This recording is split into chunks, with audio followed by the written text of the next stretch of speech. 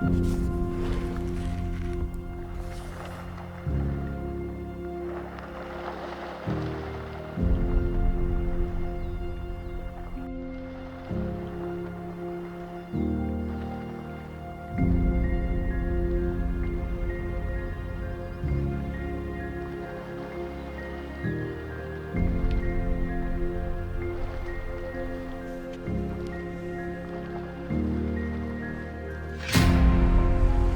you have been watching our series of road trips across the United States, you're about to find out why we have towed this little boat halfway across the US.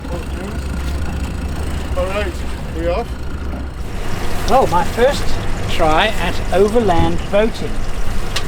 Gwen's not coming with us. I'm staying in the camper. Heiner has been sick the whole trip, so he's pushed off and is staying at a hotel in town where he can try and get better. And Andrew and Jeremy have gone off on the boat. I haven't got on the boat because the boat just kills my back, so not a good idea. So this is it. I'm alone in the camper on the edge of Lake Powell in Arizona. Does it feel weird? Yes. We have very basic provisions. We've got a fridge, a couple of chairs. I've got a little tent that I'll pitch on the bank somewhere. Jeremy will sleep in the area up front, which is actually designed for sleeping, but again, only suitable for one person. So I'm going to have my own little spot, and we've done this very basic. No, we're not going to make any fires. Obviously, there's no firewood, and we're not carrying firewood, so I'm not going to make a fire. But we're just going to have. It's 3 in the afternoon. We'll probably set camp at 6, and we're going to go exploring the remote shorelines of Lake Powell. You know what I'm going to do is I'm going to tell some boating stories. Now, I'm not a boater. I stood sail lasers for a while and did quite a bit of yachting, but I also did some adventure boating in a boat that I helped build, as well as some incredible houseboat experiences on rivers in Africa, and I need to tell those stories again because they're amazing. It's 2024. That means 40 years that I've been exploring the world's most remote places in four-wheel drives, in association with the Overland Workshop. But you know what it's like pitching up in the car park, and then this guy shows up. You ready? More than ready, mate. All right, I will cast this line. We'll get out of the way.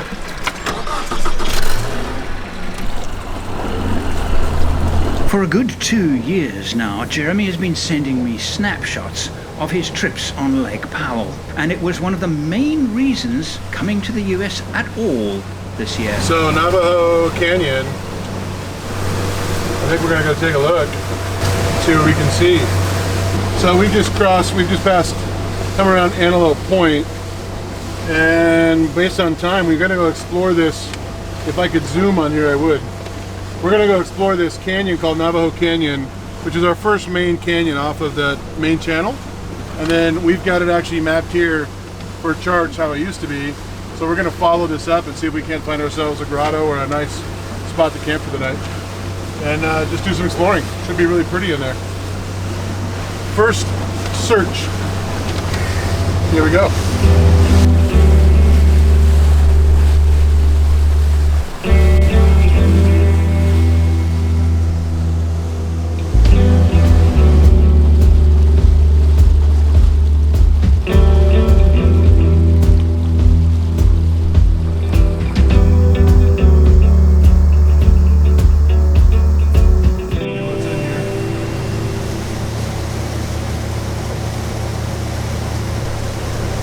Now I'm going to look for a campsite for the night, and it's going to be quite tough. It could take a couple of hours easily. Find a beach with a place where we can safely moor the boat and get off, and a flat place where I can pitch my tent.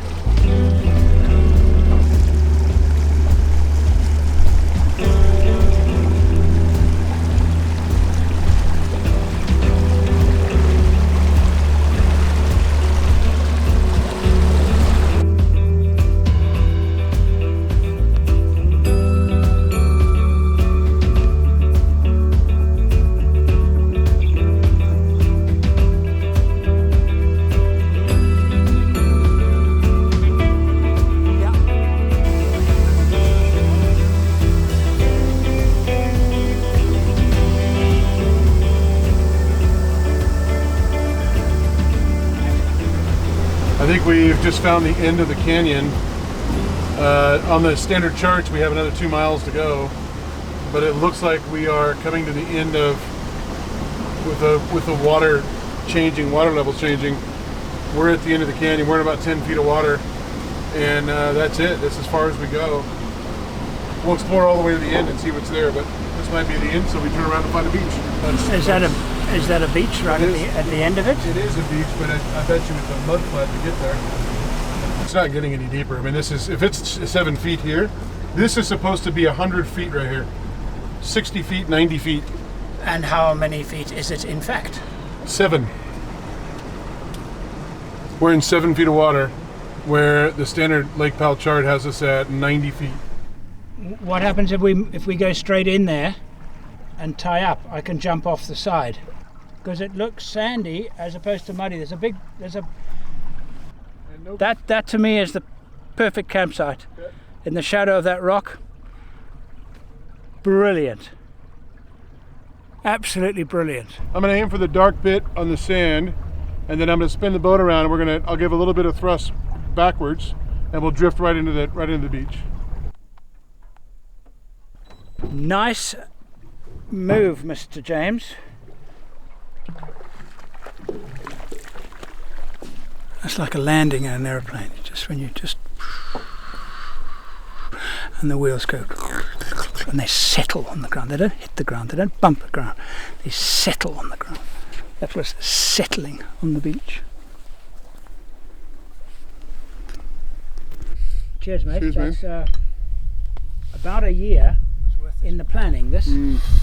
What did you expect, and what are your thoughts? It's pretty much what I expected because of all the photographs Yeah. and drone shots you sent me and things like that. New to me as a stabicraft 2050, and I am absolutely over the moon with this boat. Their slogan is this: stabicraft, adventure with confidence. It's brilliant. But the fact that we're here and the fact that sailing through that cathedral of rock was breathtaking. You can get so close to it. I think you can't explain the scale either until you've been. Scale is just, it's hard to get your head around. And we've taken the smallest little fork off the very first right hand that we could take. Yeah. And just this was, I think, 2 or 3 miles. It's completely calm. Windstorm has died away. And it's still actually quite warm. I think I'm going to take my jersey off. It's beautiful still evening. I'm so glad the wind has died down. That's my tent for the night.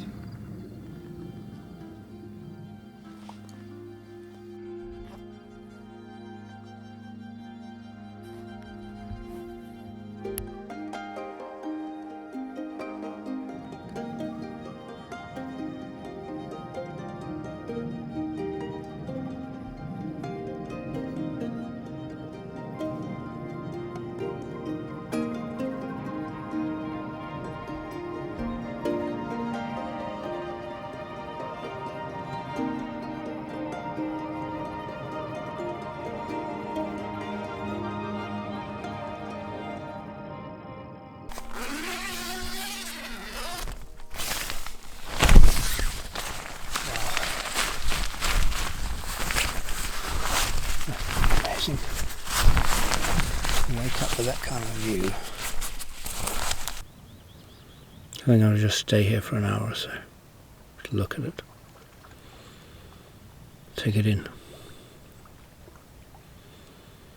It occurred to me last night, though, that I'm on a very shallow island, and it's obvious that the vegetation, that water hasn't come here for several months, maybe a year or so, and quite a long time.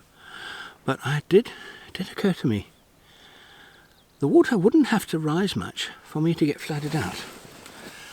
Normally in a situation like this, in a four-wheel drive vehicle, never camp and sleep in a a riverbed like this. Never do it. I have done it in the past, knowing the seasons, knowing when the wet season was, when, you know, understanding the likelihood of flash floods and things like that, you know, seasonal, etc. But I don't know that in this country. I'm relying on other people. So thinking, I wonder if the water level rose during the night. Ah, I have my answer. One would not expect it to rise fast in a lake this size.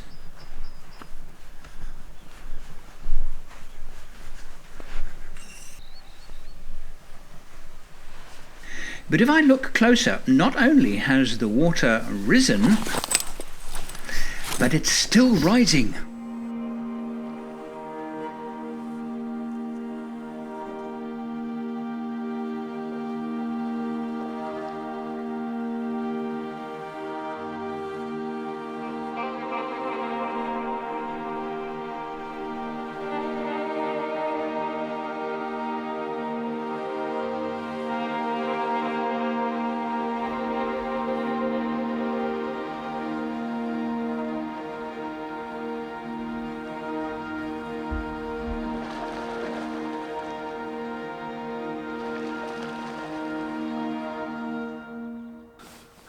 Welcome to Storytime.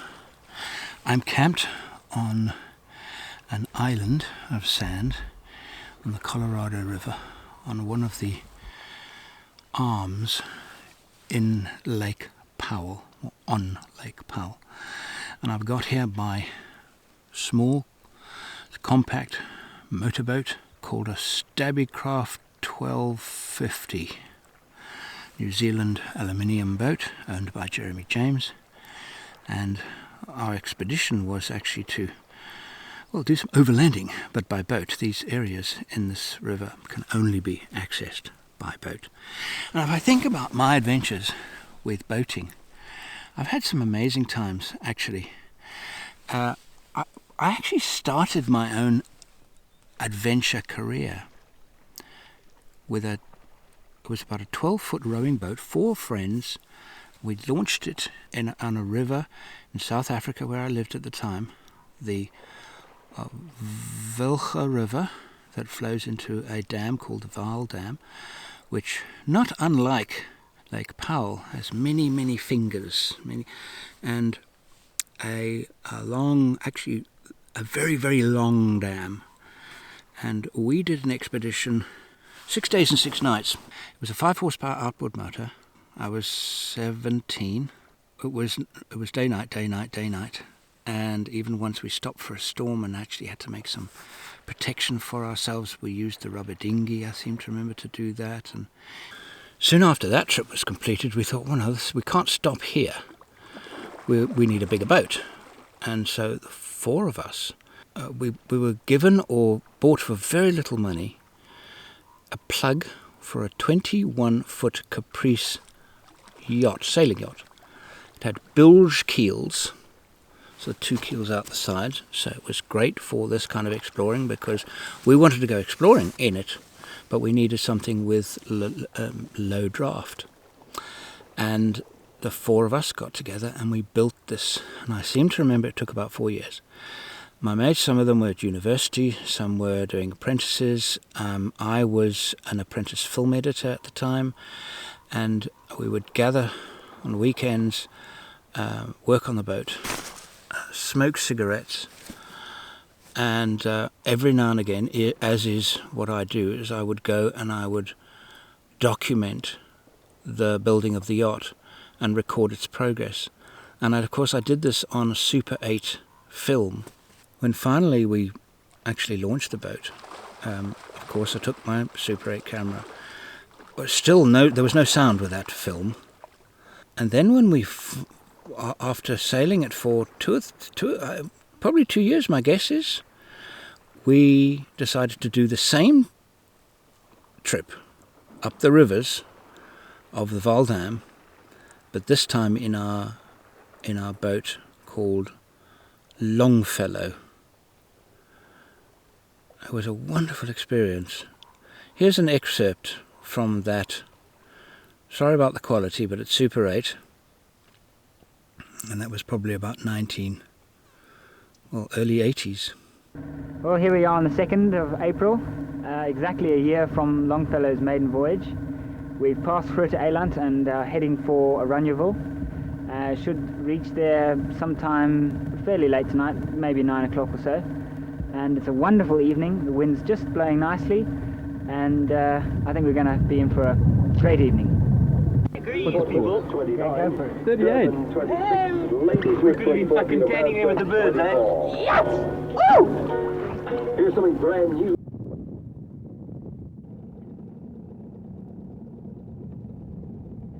Good morning.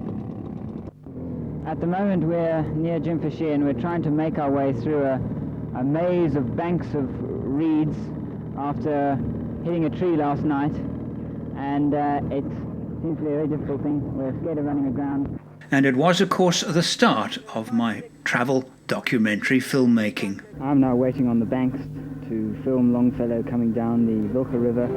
We're about 2 hours from Frankfurt, 5:30 in the afternoon on Tuesday. I'm just waiting for her to come around the corner on the river down there.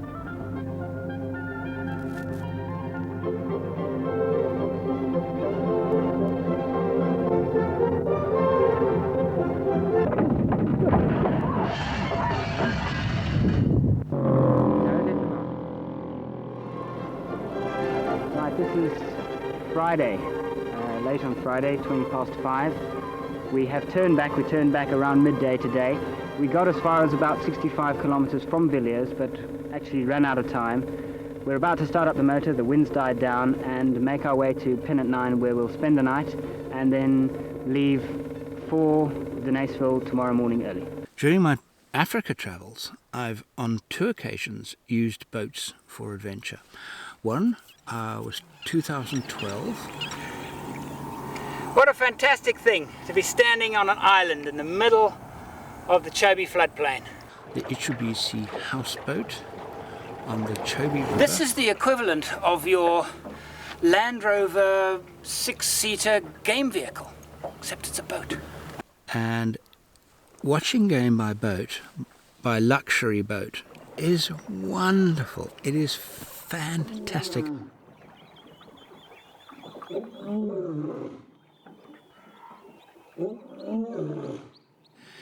Those of you that do tours in southern Africa, this kind of experience is marvellous, absolutely. I think nicer than a lodge. Notwithstanding my camera equipment scattered over the bed, this is the double room. In many respects nicer, because you're now, instead of having to get in a noisy car to go and see game, you're in a boat that moves very slowly. It's generally not very noisy. You get fed good food, and it's wonderful. It's absolutely wonderful. It's not cheap, but it's absolutely wonderful. And the other one, last time, was with Jeremy. It was in 2018, and we took a houseboat on Lake Kariba. So what I'm really saying is that boating has its place in overlanding. I would never replace my 4-drive with a boat. I'm not a boating guy. But look what we've achieved. Look what we've managed to see. Look what we've managed to find. This place is beautiful.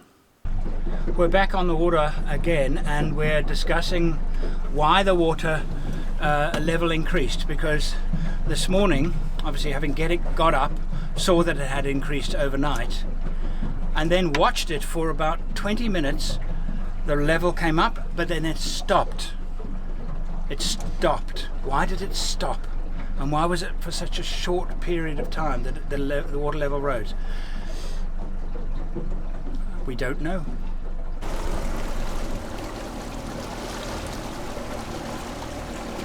It was obvious to us as we approached the main body of the lake again that there had been a vicious storm last night. with debris floating on the water. But like most overlanding in the US, it wasn't long before we could Where for coffee this morning? get ourselves a cup of coffee.